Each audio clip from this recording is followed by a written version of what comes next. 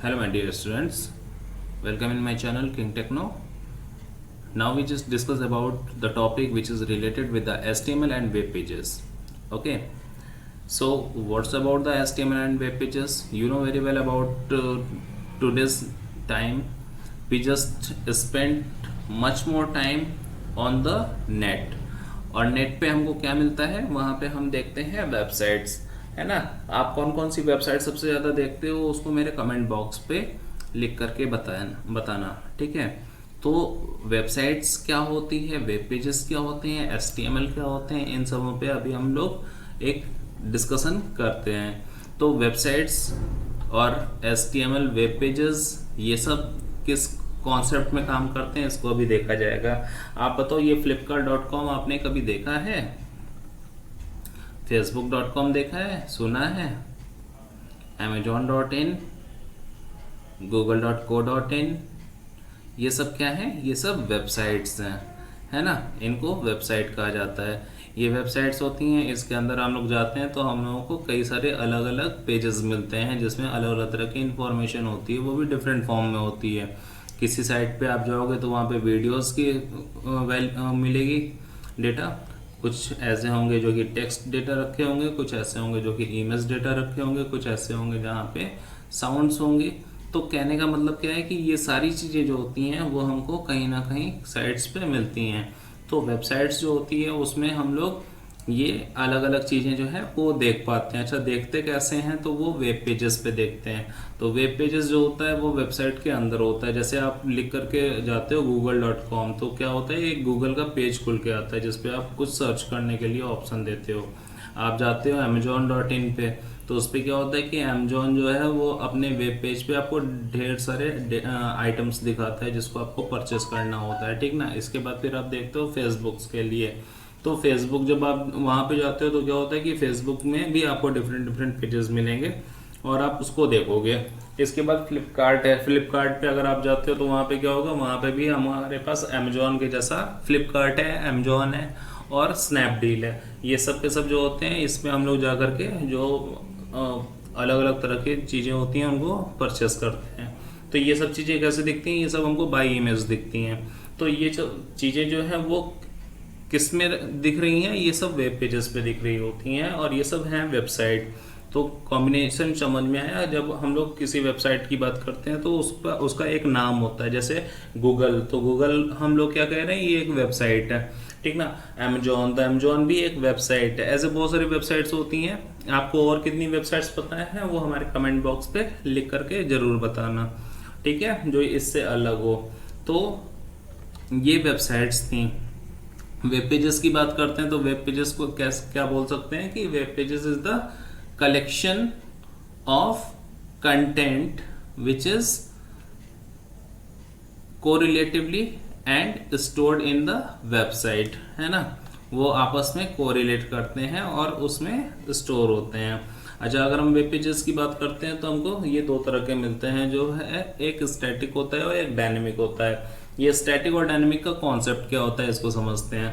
आप लोगों ने कभी विकिपीडिया देखा है? अगर नहीं देखा है तो आप लोग तो मोबाइल सभी लिए हो, तो विकिपीडिया आप देख लेना, ठीक ना। विकिपीडिया आप देखोगे तो उसमें क्या होता है कि उसमें जो कंटेंट होते हैं वो कंटेंट चेंज नहीं होते हैं, क्योंकि उसमें सारी चीज़ें जो होती हैं वो Wikipedia is also called the world book, है ना। तो वहाँ पे चीज़ें, अगर वहाँ पे लैपटॉप के बारे में कुछ लिखा है, वहाँ पे अगर एलिफेंट के बारे में कुछ लिखा है, वहाँ पे अगर लॉयन के बारे में कुछ लिखा है, वहाँ पे अगर कुतुब मीनार के बारे में कुछ लिखा है, वहाँ पे अगर किसी भी चीज़ के बारे में अगर कुछ लिखा है तो वो बार बार चेंज नहीं होता, क्योंकि वो एक ट्रुथ है और वो बार बार चेंज होने की उसकी नीड नहीं है। तो ऐसे वाले जो पेजेस होते हैं वो क्या कहलाते हैं, वो सब कहलाते हैं स्टैटिक पेज, है ना। तो स्टैटिक पेज जो होता है वो उसमें हमारी जो डेटा आइटम्स होते हैं वो सेम टाइप के ही होते हैं, ठीक ना।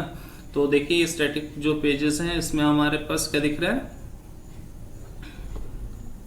स्टैटिक पेज जो हमारा दिख रहा है इसमें देखिए क्या लिखा है, pre built content in the same each time the page is loaded. जब भी आप पेज ओपन करते हो तो आपको वो कंटेंट एकदम वैसे ही दिखेंगे जैसे वो थे पहले, उसमें कोई चेंजेस नहीं आया। Content only changes when someone updates and publishes the files, ठीक ना। कंटेंट कब चेंज होंगे, जब उसका जो ऑनर होगा, जैसे विकिपीडिया हमने एग्जांपल ली तो विकिपीडिया जो है उसका जो ऑनर होगा वो उसको उसमें चेंजेस करना चाहेगा तभी वो चेंज होंगे, अदरवाइज वो चेंज नहीं होंगे। ठीक ना। स्टैटिक पेज के लिए जो होता है उसमें क्या होता है, इसमें एचटीएमएल कोड लगे होते हैं।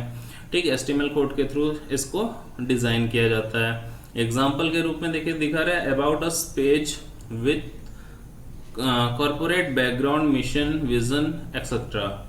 इसमें क्या होता है, ये जो एग्जांपल दिखा रहा है इसमें दिखा रहा है अबाउट अस पेज। इसका मतलब क्या होता है, अब जैसे सपोज कर लो कि you are the owner of the school or any type of company, so you just make a website and describe yourself. तो आपने अपने बारे में अगर कुछ बताया है तो जो भी चीज आपने अपने बारे में बताई है वो हर दिन चेंज तो नहीं होगी ना, कि आप उसको बैठ के चेंज करते रहो, नहीं आज ये नहीं आज ये, ऐसा तो होगा नहीं। तो ये वाली चीज क्या हो गई, अबाउट अस पेज जो होती है वो किसी भी वेबसाइट में आपको मिल जाएगी जिसके बारे में वो डिस्क्राइब किया गया होता है कि वो क्या चीज होती है। तो ये सब चीजें जो होती हैं वो कभी चेंज नहीं होती। तो ये वाली चीज जो है ये स्टैटिक वेब पेज हो गई। ठीक है, समझ में आ गया। Next one is the dynamic. अब जाहिर सी बात है स्टैटिक में बार बार हम लोग बोल रहे हैं कि ये चेंज नहीं होता, चेंज नहीं होता, चेंज नहीं होता। इसका मतलब है कि डायनेमिक जो है वो चेंज होगा। ठीक ना। तो ये हमेशा अपने से चेंज होते रहते हैं। इसमें क्या दिखा रहे हैं, content is generated on the fly and change regularly. ठीक ना। तो यहाँ पे जो कंटेंट होते हैं ये हमेशा क्या होते हैं, ये हमेशा चेंज होते रहते हैं। जैसे आप अगर किसी न्यूज़ चैनल की बात कर लो तो न्यूज़ चैनल वाली जो साइट होती है अगर उस पर आप उसको ओपन करोगे तो क्या होगा कि आपको दिखेगा कि वो हर बार चेंजेस में आते रहते हैं। ठीक ना। और ऐसे बहुत सारी ऐसी साइट्स होंगी जहां पे आप देखोगे कि उसमें चीज़ें जो होंगी वो चेंज होती रहती हैं। जैसे कैलेंडर है, तो अगर कोई ऐसी साइट है जिसमें कैलेंडर शो कर रहा है तो कैलेंडर हर दिन अपने से चेंज होता जाएगा, है ना। तो ये वाली चीज जो होती है वो हर बार अपने से चेंज होती रहेगी। इसको हम लोग डायनेमिक पेज बोलते हैं, जिसमें चेंजेस अपने से होता जाता है। Page content server side code allow the server to generate unique content when the page is loaded. तो जब पेज जो है वो सर्वर में रखा होता है और उसके बाद फिर उसमें वो अपने से चेंजेस अप्लाई होते रहते हैं। ये देखिए PHP, ASP, JSP, ये जो है ये कोड्स, ये लैंग्वेजेस होते हैं जिसपे हमारा वो उस तरह का पेज जनरेट किया गया होता है जो कि डायनेमिक टाइप का कहलाता है। एग्जांपल में दिखा रहा है upcoming events on a home page pulling from a calendar and changing each day. ठीक है, ये कैलेंडर के हिसाब से चेंजेस अपने से होते रहते हैं। तो ये डायनामिक थे जिसमें हम लोग देखते हैं कि चीज़ें जो है वो अपने से चेंज होती रहती हैं। स्टैटिक जो है ये चेंज नहीं होती तब तक जब तक कि यूज़र ना चाहे। तो ये वाली चीज़ जो है ये वेब पेज से रिलेट हो गई। ठीक ना। वेब पेजेस को अगर देखें तो इसमें देखिए एक और चीज़ लिखी हुई है कि web pages can be either static or dynamic. Static means unchanged और constant while dynamic means changing और lively. Therefore static web pages contain the same pre-built content each time the page is loaded, while the content of dynamic web pages can be generated on the fly। तो यहाँ पे चीजें देखिए समझ में आ गई कि वेब पेजेस में इसमें भी वही चीज बात कर रहा है कि स्टैटिक जो होता है ये चेंज नहीं होगा जब तक आप चाहें ना, और जो डायनेमिक होता है वो एक चेंज ऑन फ्लाई जो होता है उसके थ्रू ये चेंज होता रहता है हमेशा। Now next we observe as a book is a collection of number of pages on the topic subject. Similarly a website is a collection of related web pages। देखिए यहाँ पे वेब पेज को discuss किया गया है कि web page जो है वो कैसा दिख सकता है। तो यहाँ पे एक एग्जांपल लिया गया है कि जैसे एक बुक होती है, जैसे आप कंप्यूटर की बुक अगर आप देखते हो तो कंप्यूटर की बुक अगर आप देखोगे तो उसमें आप देखोगे कि बहुत सारे पेजेस होते हैं बुक में, है ना। कंप्यूटर के बुक का नाम क्या है तो उसमें नाम आप देखोगे तो उसमें लिखा होगा हैंड्स ऑन क्लास 8। ठीक है, तो ये बुक का नाम हो गया, यानी आपके वेबसाइट का नाम क्या हो गया, हैंड्स ऑन। ठीक है, क्लास 8। तो ये आपकी वेबसाइट का नाम हो गया। अब इसके अंदर क्या होता है, इसके अंदर कई सारे पेजेस होते हैं। तो आपकी बुक के अंदर कई सारे पेजेस हैं। अब उसमें कलेक्शन क्या है, उसमें डेटा का कलेक्शन है। उसमें या तो टेक्स्ट दिखेगा या तो इमेजेस दिखेंगी। तो ये सब चीज़ें जो होती हैं वो वेब पेज के रूप में एक एग्जांपल लेके रखा है कि वेबसाइट भी जो होता है वो एक नाम होता है और उसके अंदर वेब पेजेस होते हैं जो कि कोरिलेटिवली इंफॉर्मेशन अपने पास रखे होते हैं। Next one is the there are a number of books kept in a library on different shelves.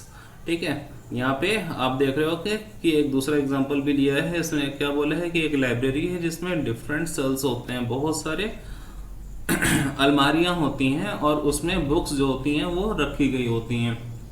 आप लोग भी अपनी लाइब्रेरी देखे होंगे, स्कूल की लाइब्रेरी, उसमें अलग अलग अलमारी मिलती होगी और उस अलमारी में कई सारी बुक्स रखी होती हैं ना। Similarly we have a number of websites which are available on the internet hosted on different web server. तो ये चीज़ क्या है, ये जो एक एग्जांपल है कि जो सेल्स होती हैं, जो अलमारियां होती हैं जिसमें कई सारी बुक्स रखी होती हैं, बुक को तो हम लोग वेबसाइट बोल दिए, ठीक है। तो अब उन अलमारियों को क्या बोलेंगे, तो उनको बोला जाता है वेब सर्वर। यानी वेब सर्वर वो चीज़ें होती हैं जहाँ पे कई सारी वेबसाइट जो होती हैं वो रजिस्टर होती हैं, वो उसके अंदर रखी गई होती हैं, ठीक ना। Every book has its own name, हर एक बुक का अपना नाम होता है। जैसे भी आपको मैंने बताया कि आपकी बुक का नाम हैंड्स ऑन क्लास है, ठीक है। तो वैसे हर एक बुक का कोई ना कोई नाम होता है। Similarly every website has its own unique address, इसी तरह से जितनी भी वेबसाइट्स होती हैं उनका अपना भी एक वेब एड्रेस होता है, ठीक ना। जिसको हम लोग यूआरएल कहते हैं, यूनिफॉर्म रिसोर्स लोकेटर। जैसे google.com, तो google.com जब हम लिखेंगे तो गूगल की साइट ओपन हो जाएगी, तो ये उसका नाम है जो कि उसके यूआरएल के रूप में रखा गया है। नेक्स्ट ऑप्शन है all books are written using a language. सारी बुकें जो होती हैं वो किसी न किसी लैंग्वेज में लिखी गई होती हैं, जैसे इंग्लिश है, हिंदी है, ये सब। इसी तरह से जो वेबसाइट्स होती हैं आर रिटन और developed using a special language called hypertext markup language, ठीक ना। तो ये जो वेबसाइट्स होती हैं इनको कैसे लिखा गया है, इनको हाइपरटेक्स्ट मार्कअप लैंग्वेज के थ्रू लिखा गया है। Books cover page provide us with necessary details like name of the book, author, publisher, etc. Similarly, website begin with a home page, ठीक है। जैसे आपकी जो बुक होती है उसको आप खोलोगे तो उसमें आपको दिखेगा कि बुक का नाम क्या है, बुक के ऑथर कौन है, को किसने उनको लिखा है, कौन उसको पब्लिश किया हुआ है, उसके प्राइस क्या होती है, ये सब बुक्स में लिखा होता है ना फ्रंट पेज पे, ठीक है। इसी तरह से जो वेबसाइट्स होती है इसमें इसका भी अपना होम पेज होता है। जब आप लिखते हो google.com तो उसका जो होम पेज होता है वो खुल के सामने आ जाता है। जैसे आप लिखते हो facebook.com तो फिर वही चीज़ होगी कि उसका जो होम पेज होगा वो खुल करके सामने आ जाएगा। नेक्स्ट है home page is the first page on every website which gives us basic details about the information the website contents, ठीक है। होम पेज क्या बता रहे हैं कि home page is the first page. Home page क्या होता है, पहला पेज होता है ऑन एवरी वेबसाइट, किसी भी वेबसाइट का, which give us basic details, जो कि हमको एक बेसिक डिटेल देता है किसी भी वेबसाइट की इंफॉर्मेशन का, ठीक ना। कि वेबसाइट क्या किस चीज के लिए बनी है वो सब चीजें हमको कौन बताएगा, होम पेज बता देगा, ठीक ना। होम पेज को देखते ही आपको समझ में आ जाएगा। कोई ऐसी वेबसाइट खोलो जिसमें ढेर सारे सॉन्ग भरे हों तो आपको क्या समझ में आएगा कि वो वेबसाइट किस चीज़ की है, तो वो सॉन्ग की वेबसाइट है ना। कोई ऐसी वेबसाइट है जहाँ पे ढेर सारी मूवीज़ हो तो आपको समझ में आ जाएगा कि वो साइट मूवीज़ की है। कोई ऐसी साइट हो जहाँ पे ढेर सारी बुक्स हो तो आपको समझ में आ जाएगा कि वो साइट जो है वो बुक्स से रिलेटेड है ना। तो ये वाली चीज़ें जो है वो होम पेज हमको बता देता है। आइए नेक्स्ट हम लोग बात करते हैं डिजाइनिंग अ वेबसाइट की, कि कैसे उसको डिजाइन किया जाता है। We will learn how to design a website. To design a website we required, आपको क्या क्या रिक्वायरमेंट चाहिए होगी अगर आपको वेबसाइट डिजाइन करना है, तो आपको चाहिए होगा टेक्स्ट एडिटर। टेक्स्ट एडिटर क्या होता है उसको देखिए। Text editor means those programs which are use to type program codes, मतलब ये वो प्रोग्राम है जहाँ पे आप अपने कोड्स को राइट करते हो, जैसे कि नोटपैड। तो नोटपैड क्या होता है, वहाँ पे आप कोई भी चीज़ें लिखते हो। देखो जैसे ये नोटपैड है, हमने यहाँ पे नोटपैड लिखा, ये देखिए ये नोटपैड होता है, ठीक ना। इसमें हम लोग सिंपल कोडिंग करना चालू कर सकते हैं। तो जो भी चीज़ हम यहाँ पे लिखना चालू करेंगे ये चीज़ें जो है ये नोटपैड होती है, जिसमें हम लोग सिंपली कोडिंग करने के लिए इसका यूज़ करते हैं, ठीक ना। तो यहाँ पे कोडिंग किसकी होगी, यहाँ पे HTML की कोड होगी। तो जब भी आपको बोला जाएगा कि HTML के प्रोग्राम्स बनाइए तो आपको क्या खोलना है, आपको नोटपैड खोलना है, ओके। तो ये वाली चीज़ जो होगी ये नोटपैड से रिलेटेड हो जाती है, ठीक ना। आपको यही चीज़ें खोल करके इसी में कोडिंग करनी होती है। नेक्स्ट वीडियो में आपको बताएंगे कि कोड कैसे करना होता है, ठीक ना। तो ये नोटपैड है, समझ में आ गया। चलिए, तो ये क्या था, ये हमारे वो प्रोग्राम कोड्स थे जिसपे हम लोगों को काम करना होता है। तो विंडोज हम लोग का चूंकि ऑपरेटिंग सिस्टम होता है, इस वजह से हम लोग नोटपैड का यूज़ करते हैं। यदि हम लोग लाइनक्स ऑपरेटिंग सिस्टम का यूज़ करते हैं तो उसमें गेडिट नाम का टेक्स्ट एडिटर होता है जहाँ से हम लोग ये काम कर सकते थे। अच्छा, सिर्फ इतना ही नहीं, और भी इसमें होते हैं, जैसे कि माइक्रोसॉफ्ट फ्रंट पेज एंड ड्रीमवेयर, ठीक ना। तो यहाँ पे माइक्रोसॉफ्ट फ्रंट पेज नाम का भी एक सॉफ्टवेयर मिलेगा, ड्रीमवेयर नाम का भी सॉफ्टवेयर मिलेगा, जो कि ऐसे सॉफ्टवेयर होते हैं जो कि पर्टिकुलर HTML के कोड को ऑटोमेटिकली जनरेट करते हैं। दीज सॉफ्टवेयर आर कॉल्ड विस्विग, ठीक ना। अब विस्विग क्या होता है, इसको देखो, ये क्या है, इसको क्या बोला जाता है, इसको विस्विग बोला जाता है। इसका मतलब क्या होता है, what you see is what you get, ठीक ना। आपने जो देखा आपको वही मिलेगा, ठीक है। Web browser, a web browser is a software which are use, ये देखिए ये सेकंड थिंग है। जब हमारी वेबसाइट हमको डिजाइन करनी है तो हमको पहला चाहिए था टेक्स्ट एडिटर, सेकंड हमको क्या चाहिए, वेब ब्राउजर, ठीक ना। तो a web browser is a software which are use to view websites, the website it display is according to the HTML program written, ठीक ना। तो वेब ब्राउजर क्या होता है, ये वेब ब्राउजर ऐसी चीजें होती हैं, ऐसे सॉफ्टवेयर होते हैं जिसके थ्रू जो होता है वो हम लोग देखते हैं कि हमने HTML के थ्रू जो डिजाइन किया वो कैसा दिख रहा है। तो वेबसाइट्स जो होती हैं वो इसी में खोली जाती हैं, है ना। आप बताओगे हमारे कमेंट पे कि आपको कौन से वेब ब्राउजर्स मिले हुए हैं जिसपे आप अपनी वेबसाइट्स देखते हो, ठीक है। तो यहाँ पे एक एग्जांपल हम लोग लेते हैं, एग्जांपल है इंटरनेट एक्सप्लोरर या गूगल क्रोम। तो ये एग्जांपल जो होता है वो वेब ब्राउजर से रिलेटेड होता है। हमारा इंटरनेट एक्सप्लोरर भी वेब ब्राउजर है, गूगल क्रोम भी वेब ब्राउजर है, जिस हम लोग कभी भी नेट पे अगर काम करते हैं तो हमको इंटरनेट एक्सप्लोरर या गूगल क्रोम जो होता है वो चाहिए होता है, जिस पर हम लोग काम कर सकें। The first web browser, World Wide Web, was developed in 1990s by Tim Berners-Lee for the Next Computer, है ना। तो जो टिम बर्नर्स-ली थे, इन्होंने सबसे पहली बार वेब ब्राउजर डिजाइन किया था जो कि वर्ल्ड वाइड वेब नाम से जाना गया था, और डेवलप्ड इन 1990s। ये कब डेवलप किया गया था, 1990 में, for the next computer, next computer के लिए इसको डिजाइन किया गया था, ठीक है।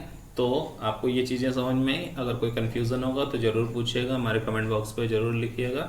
और अगर वीडियो पसंद आया होगा तो निश्चित रूप से आप इसको सब्सक्राइब कर लीजिए और लाइक कर लीजिए। Thank you, have a nice day.